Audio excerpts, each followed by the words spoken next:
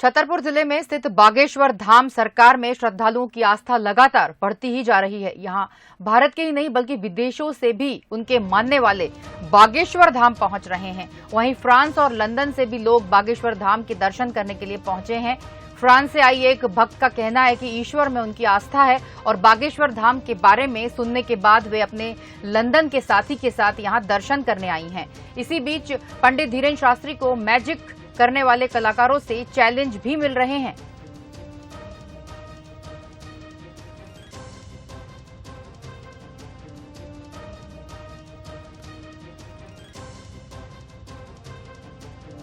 हम बागेश्वर धाम के मौजूद हैं जहां पे कुछ देर बाद आचार्य धीरेन्द्र शास्त्री यहाँ पहुंचेंगे। सामने बागेश्वर धाम का मंदिर है और कुछ ही देर में यहाँ पे एक दरबार लग जाएगा। जैसा कि अमूमन देखते हैं हम सोशल मीडिया पे कि यहाँ पे एक बागेश्वर धाम में धीरेन्द्र शास्त्री जी बैठते हैं, आचार्य धीरेन्द्र शास्त्री जी महाराज बैठते हैं। जो लोगों के पर्चे हैं वो यहाँ पे भरे जाते हैं। उस पर्चे के बाद उनकी जो समस्याएं हैं वो सुनी जाती हैं और उनका निराकरण किया जाता है। यहाँ पे एक प्रथा भी है कि यहाँ पे बागेश्वर धाम में कुछ पर्चे के बाद से कुछ पेशियां लगाई जाती है। कह सकते हैं 11 पेशी या 21 पेशी। जो मजबूर लोग यहाँ आते हैं, जो परेशान लोग यहाँ आते हैं, हमारे साथ कुछ एक खास बात यह है कि अब जो है विदेश से भी यहाँ पे बाबा के भक्त हैं, बागेश्वर धाम के जो भक्त हैं वो यहाँ पे पहुँचने लगे।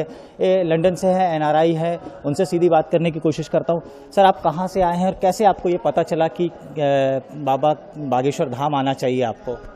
जी, हम लंदन में रहते हैं और पता नहीं कैसे एक बार यूट्यूब में मैंने बागेश्वर धाम जी के बारे में सुना। मैंने माता जी से बात किया और वो हनुमान जी के बहुत भक्त हैं, तो हनुमान जी की मैंने भी पूछ पकड़ ली और मैं गुरु जी के पास पहुंच गया।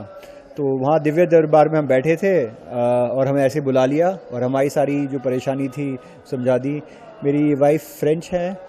अब देखिए, फ्रेंच तो अलग ही भाषा में सोचते हैं, लेकिन गुरु जी ने सारी बात पहले से लिख रखी थी, सारी बात समझाई, आगे का पीछे का, और तब से हम गुरु जी के साथ जुड़ गए हैं। Could you tell me, Mary, how you feel here? I feel great, actually, since I've met Guruji in London in September. What he said? What he said? Guruji, what he said? Actually, he was able to understand what was on our minds, so he knew about our questions. Tell me one thing, you believe in miracle or God? God, I think he got these superpowers from God, saying mantras, meditating. That's probably the way he got these amazing powers.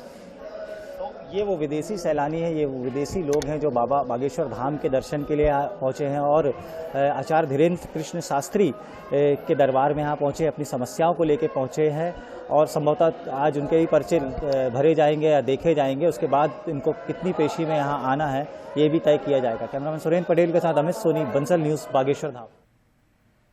आपको बता रहे हैं बागेश्वर धाम में अब भक्तों का तांता लग रहा है, जहां पर विदेशों से भी श्रद्धालु आ रहे हैं। ईश्वर में आस्था बढ़ती ही जा रही है। अगर बात करें छतरपुर जिले में स्थित बागेश्वर धाम की, और इस पर हमारे साथ न्यूज हेड शरद द्विवेदी जी जुड़ गए हैं। जी शरद जी, अगर हम बात करें तो बागेश्वर धाम में सरकार में अब श्रद्धालुओं की आस्था लगातार बढ़ती जा रही है और अब तो विदेशों से भी यहां पर दर्शन करने लोग आ रहे हैं। आप किस तरह से देखते हैं अब इसको?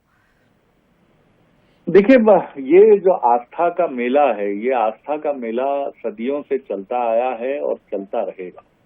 इसको आलोचक अपनी निगाह से देखते रहे हैं और वो भी उचित है देखना, क्योंकि ये आस्था अंधश्रद्धा में ना बदले, इसके लिए आलोचना का पहरा होना, आलोचना की बंदिश होना या आलोचना की निगरानी होना भी बहुत जरूरी है। तो ये दोनों प्रक्रियाएं आरंभ से चलती रही हैं। आस्था अच्छी चीज है, आस्था में कोई नुकसान नहीं है। आप एक विश्वास और भरोसा लेकर आते हैं और वो भरोसा पूरा होता है या नहीं होता है, तब भी हमने देखा है कि आप और हम भी ईश्वर के सामने अपनी बहुत सी विशेष लेकर खड़े रहते हैं।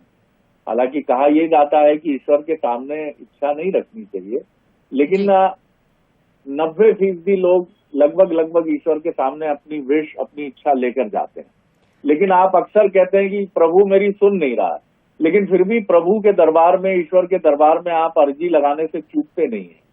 तो वो तो ईश्वर का दरबार है और नीचे बागेश्वर धाम और इसी की तरह जो संत हैं या जो चमत्कारों की बात अपने आप जुड़ती है उनसे, वहां भी लोग आते हैं। आपको क्या लगता है कि ये जो लाखों लोग यहाँ बैठे हैं, इन सबकी इच्छा पूरी हो जाती है आने के बाद? लेकिन वो एक भरोसा लेकर आते हैं। कईयों का भरोसा पूरा नहीं होता। हम सोशल मीडिया पर भी देखते हैं कि चाहे बागेश्वर धाम हो या पंडोकर सरकार हो या और भी जो संत समाज के लोग हैं, लोग उनके बारे में आलोचनात्मक, उन्हीं के अनुयायी ये लिखते हैं कई बार कि मैं 3 बार गया लेकिन मुझे कोई लाभ नहीं हुआ। लेकिन फिर भी आस्था का ये दरबार चलता है, चलता रहेगा। हमारे साथी अमित सोनी वहाँ लगातार लोगों से बात कर रहे हैं देर रात 3 बजे तक। लेकिन मुझे ये पर्चा जो हम दिखा रहे हैं ये बड़ा विचित्र लगा कि ये किसी कॉन्स्पिरेसी का हिस्सा है। ये गोटगू तांत्रिक हैं जो काला जादू जानते हैं, अंग्रेजी में इस पर्चे पर लिखा हुआ है।